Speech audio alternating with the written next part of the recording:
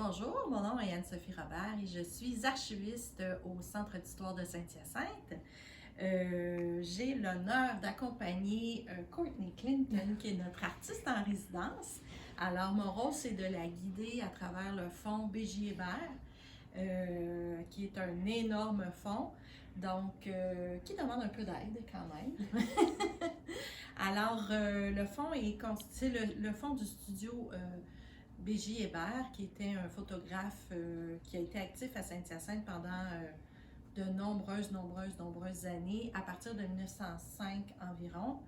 Et le fond est constitué de plaques de verre, comme ça ici, je vais vous montrer ça.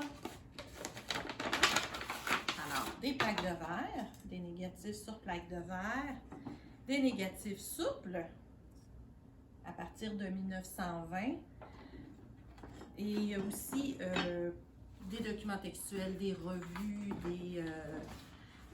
de la correspondance, des registres, etc., etc. Et aussi beaucoup d'objets, comme par exemple des caméras, de l'équipement photographique, des parties de décor, des accessoires vestimentaires, etc.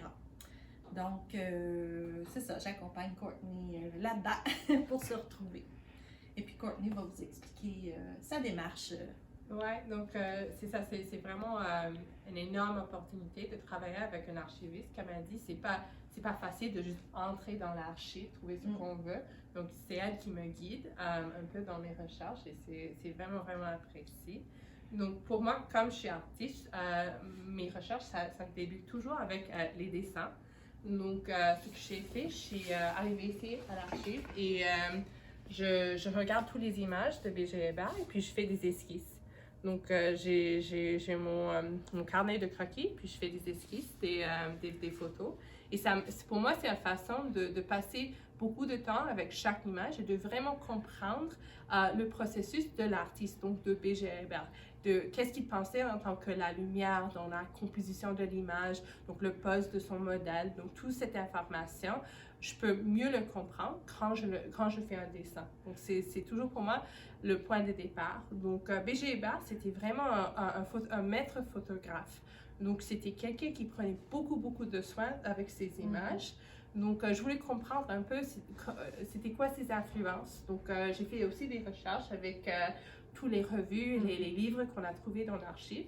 Et on a trouvé vraiment des belles livres. Et ce que j'ai compris, c'est que beaucoup des publications que lui lisait venaient d'une compagnie américaine, le Eastman Kodak. Donc, je pense que tout le monde a déjà entendu le nom Kodak. C'était la compagnie le plus grande dans le monde pour tout ce qui était photographie.